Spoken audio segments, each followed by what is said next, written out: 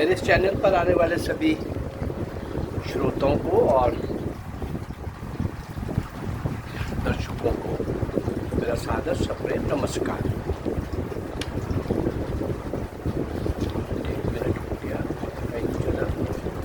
चलिए, दीदी सुशीला मोहन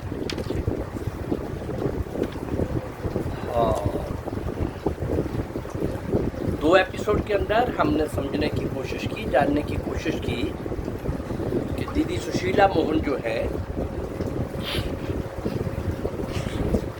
किस प्रकार से जालंधर कन्या महाविद्यालय की तृतीय वर्ष की छात्रा कैसे वो राम प्रसाद बिस्मिल, रोशन सिंह, राजेंद्र दाहरी की फांसी का किस्सा सुनती हैं और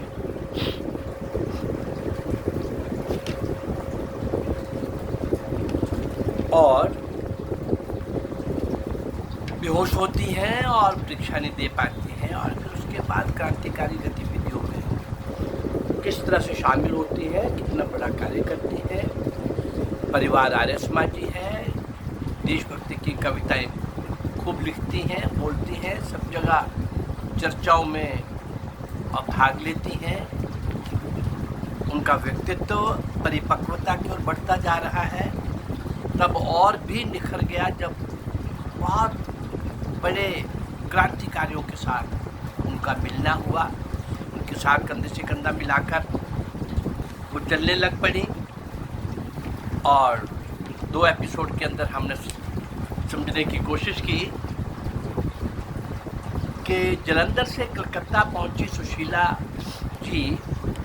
सुशीला मोहन, उन तो बाद में बनी है ऐसे तो, लेकिन अभी हम ऐसे ही पुकारेंगे। वो संस्कारित और शिक्षित महिला थी और अब उनका व्यक्तित्व भी वैसे निखर गया हुआ था। अब ये बड़े संयोग की बात थी कि वो बंगाल में, कलकत्ता में नेताजी सुभाष चंद्र बोस के संपर्क में आती हैं। हम इसके आगे बढ़ेंगे। कल हमने यहाँ तक चर्चा की थी, साइमन का मिशन, गो बैक, ये चर्चा हो गई कल हमारी।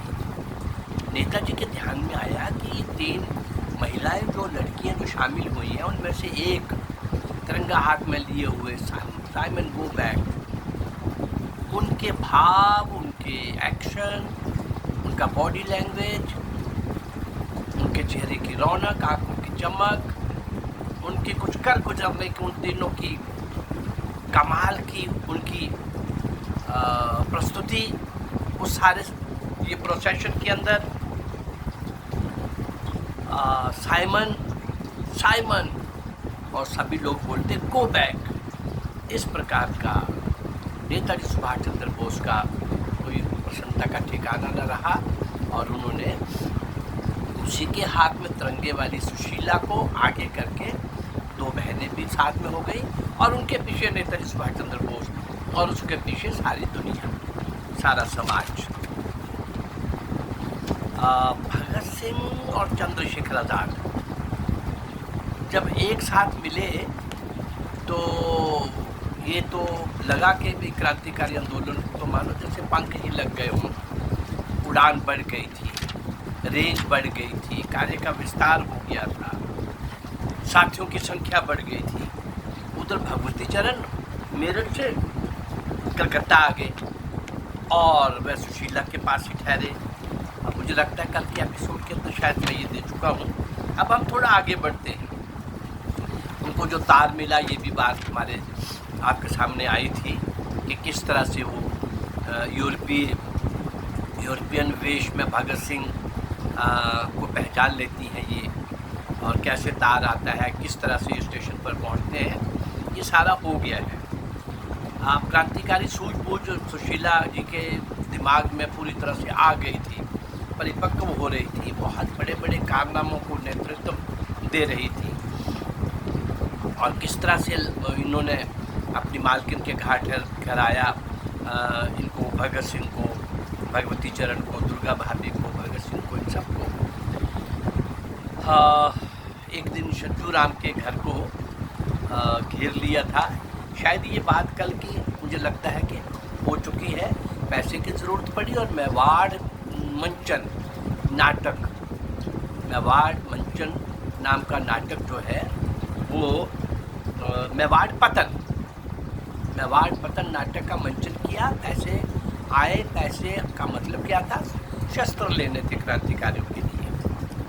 अब सुशीला जी बम बनाना भी सीखना चाहती थी, किंतु भगवती चरण ने कहा भाई कश्मीर बिल्डिंग में जहाँ फैक्ट्री हम चला रहे हैं वहाँ कोई भी महिला नहीं जाती, तो एक आध महिला आएगी तो बिना मतलब का शक उभरेगा, लेकिन वो वहाँ भी जाती, आकर के सबका खाना भी तैयार करती। इस तरह से सुशीला मोहन पूरी तरह से समर्पित होकर के आगे ही आगे बढ़ती जा रही थी। भगवती चरण ने स्वयं को एक इंजीनियरिंग फर्म का प्रतिनिधि बताकर अपने कुछ साथियों को भागीदार पार्टनर बना दिखाकर और कुछ को नौकर बताकर सुशीला दीदी और दुर्गा भाभी के साथ वे बहावल रोड पर कोठी नंबर 9 के आधे भाग में रह रहे थे। भगत सिंह को छुड़ाने की योजना बनी, किंतु दुर्भाग्य से बम विस्फोट के कारण भगवती चरण की 28 मई 1930 को मृत्यु हो गई। दुर्गा भाभी के पति भगवती चरण, दुर्गा भाभी पर, भगवती चरण पर मैं बहुत सारे एपिसोड दे चुका हूँ। 1 जून 1930 को भगत सिंह और दत्त को छुड़ाने के लिए, भगत सिंह और बुटकेश्वर दत्त को, वो उस बम कांड के जो सैंडर्स को और बाद में पकड़े गए थे, उनको छुड़ाने के लिए एक योजना बनी। उस दल को जिन्होंने छुड़ाने का संकल्प लिया था, उस दल को दुर्गा भाभी और सुशीला दीदी दोनों ने एक चाकू लेकर अपने शरीर से खून निकालकर उस धारा प्रवाह चल रहे खून से एक कलम से और उनको तिलक, हाथ से पहले तिलक किया और उसके बाद लिखा भी, नारे लिखे, और इस प्रकार से ये सब चल रहा था। सुशीला दीदी और दुर्गा भाभी को लेकर अपनी सहेली सत्यावती के पास वो गई। सुशीला दीदी दुर्गा भाभी को लेकर अपनी सहेली सत्यावती के पास गई। सत्यावती पर भी मैं एपिसोड दे चुका हूँ। उसे सारी स्थिति बता दी। सत्यावती ने अपने पति श्री अचिंत राम से उनके आश्रय के लिए पूछा, तो अचिंत राम ने कहा, अरे भाई मेरी अनुमति की इसमें क्या बात है, तुम स्वयं भी तो ये निर्णय ले सकती हो। मुसीबत में तो मित्र की परीक्षा होती है। उन दोनों के तो परिणाम स्वरूप, फलस्वरूप ही सुशीला दीदी और दुर्गा भाभी कुछ दिन वहाँ रहे, अचिंत राम और उनकी पत्नी के कारण। बाद में चंद्रशेखर आज़ाद ने उन्हें दिल्ली भेज दिया। चंद्रशेखर लीडर थे वो सारे क्रांतिकारी दल के, उन दोनों को वहाँ भेज दिया। सुशीला को प्रसिद्ध वकील श्याम मोहन के साथ परिचय का संदर्भ ध्यान में आया, कहीं मिले हुए थे और उनके द्वारा ही दिए पते को खोज निकाला। क्रांतिकारियों के लिए वह मकान सुरक्षित था, इतना सुरक्षित कि चंद्रशेखर आज़ाद हथियार वगैरह भी वहाँ रखने लग गए। और वकील साहब, ये वकील थे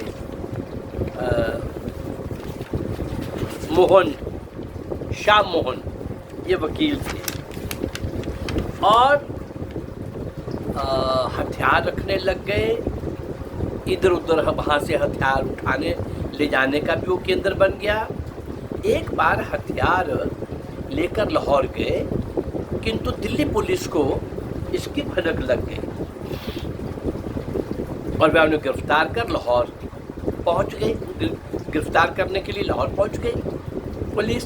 वकील साहब ने अपने परिचित मित्र के माध्यम से वो सारा सामान निकलवा दिया और जब पुलिस ने उसकी तलाशी ली तो उनसे पुलिस को कुछ भी नहीं मिला और उधर सामान भी लाहौर पहुंच गया। आज़ाद, चंद्रशेखर आज़ाद ने दिल्ली में बम बनाने का एक कारखाना खोल दिया। दीदी सुशीला मोहन भी बम बनाने के काम में हाथ बांटने लगी, बटाने लगी। उन दिनों क्रांतिकारियों का मुख्य केंद्र कानपुर था। महिला क्रांतिकारियों को भी सभी स्थानों से सहयोग आ रहा था, बुलाया जा रहा था और उन्होंने वहाँ से उनका केंद्र इलाहाबाद वहाँ ले जाया गया। इलाहाबाद में वे पुरुषोत्तम दास टंडन, बाद में जो बहुत बड़े एक राजनीतिक आज़ादी के बाद थे, पुरुषोत्तम दास टंडन के यहाँ रुकी। टंडन जी ने दोनों को पुत्रियों की भारतीय स्नेह दिया और उसके बाद चांद कार्यालय के संचालक श्री रामरख सहगल ने मातृ मंदिर की स्थापना कर दीदी सुशीला और दुर्गा भाभी को उसका व्यवस्थापक बना दिया। एक दिन आज़ाद ने सुशीला से पूछा, तुम लाहौर जाकर भगत सिंह से भेंट करके आ सकती हो क्या? काम मुश्किल है, किंतु क्रांतिकारी सूझबूझ के कारण मैं तुम पर विश्वास करता हूँ। सुशीला ने यह दायित्व स्वीकार कर लिया और भगत सिंह के रिश्तेदार बनकर उनसे जेल में मुलाकात करने चली गई और जेल में मुलाकात कर ली। एक बार पुलिस को भनक लग गई, किंतु पुलिस के पहुंचने से पहले ही सुशीला वहां से जा चुकी थी। इलाहाबाद वापस आकर बताया कि भगत सिंह नहीं चाहते कि उन्हें बचाया जाए, उन्हें छुड़ाया जाए, सरकार से कोई अपील की जाए। लेकिन एक और एपिसोड देखते हैं हम। लॉर्ड इरविन जो वाइसराय थे, कुछ लोगों ने कहा गांधी को कि भी आप उनसे मिलकर के और इनके जो क्रांतिकारी पकड़े हुए हैं इनको फांसी नहीं होनी चाहिए, भले ही उम्र कैद हो जाए। परंतु गांधी ने साफ इनकार कर दिया कि मैं ऐसी कोई, उसी संबंध में ऐसी चर्चा जो चल रही थी तो भगत सिंह ने सुशीला दीदी को बोला, चंद्रशेखर को बताओ, नेता थे चंद्रशेखर, कि मुझे छुड़ाने का, हमें छुड़ाने का प्रयास मत करें, हमारा बलिदान ही देश को जगाएगा, सोए देश को जगाएगा। एल्फर्ड पार्क इलाहाबाद में 27 फरवरी 1931 को बलिदान हुए आज़ाद और 23 मार्च 1931 को भगत सिंह, सुखदेव, राजगुरु को फांसी दिए जाने के बाद सुशीला दीदी और दुर्गा भाभी को ये सारा कार्य क्रांतिकारी स्वतंत्र रूप से करना पड़ा। दुर्गा भाभी के दी है आपको एपिसोड। इसके बाद वे कुछ देर के लिए राष्ट्रीय कांग्रेस में भी सम्मिलित हो गई और दिल्ली में सन 1932 में आयोजित कांग्रेस अधिवेशन उन्हीं के कारण सफल भी हुआ। परंतु कांग्रेस में ऐसी क्रांतिकारी महिलाएं, ऐसे क्रांतिकारी पुरुष नहीं रह सकते थे। पूरा इतिहास ही इस बात का साक्षी है।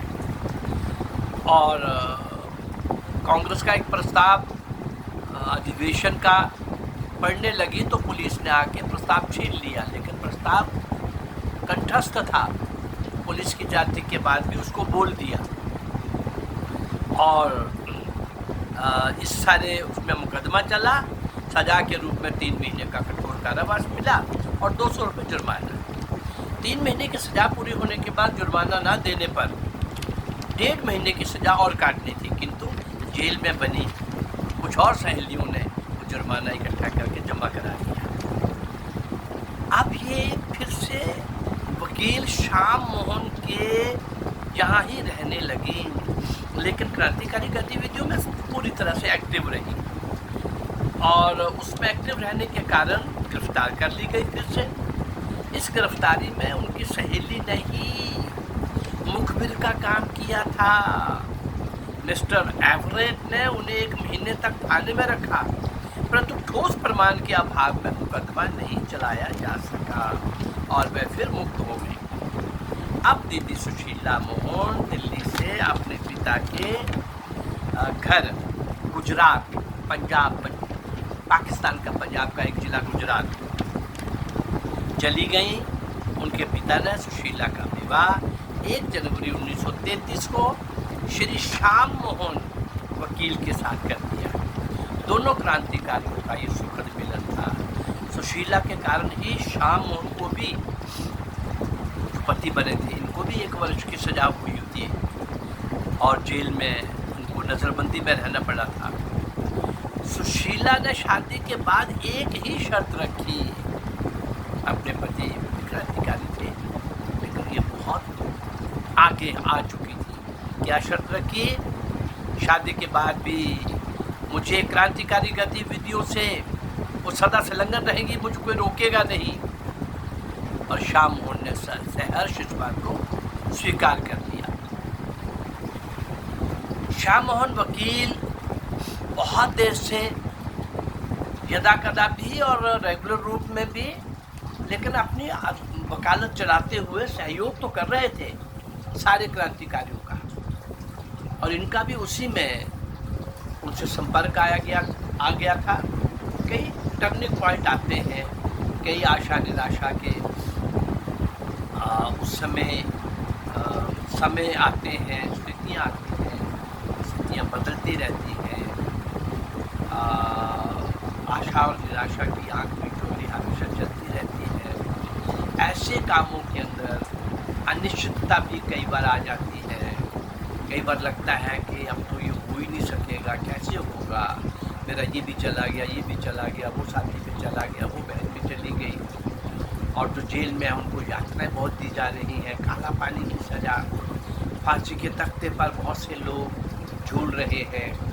लेकिन फिर भी बहुत बड़ी संख्या उन महान सपूतों की, लेकिन वो अज्ञात हैं, वो अज्ञात ना रहें। इसलिए मैं इस प्रयास में हूँ कि इन अज्ञात असंख्य अनसंग हीरोज, नायक और नायिकाओं को मैं आपके सामने रखूं, जिनको देश के इतिहास में इन सत्ताधारियों ने नहीं आने दिया। और एक बात हमेशा याद कराते रहता हूँ, आज़ादी किसने लेके दी वो मजाक, और किस पार्टी ने लेके दी वो और भी क्रूर मजाक। लेकिन जो असल के दीवाने थे भारत माँ को स्वतंत्र कराने के लिए अपने आप का पूरा सर्वस्व न्यौछावर करने वाले, उनका कहीं नाम नहीं आया। जो कौम ऐसे श्रद्धा केंद्रों को, महापुरुषों को, वीर सपूतों को, बलिदानियों को भूल जाती है, ऐसे कृतघ्न कौम ज़्यादा देर जिंदा नहीं रहा करती।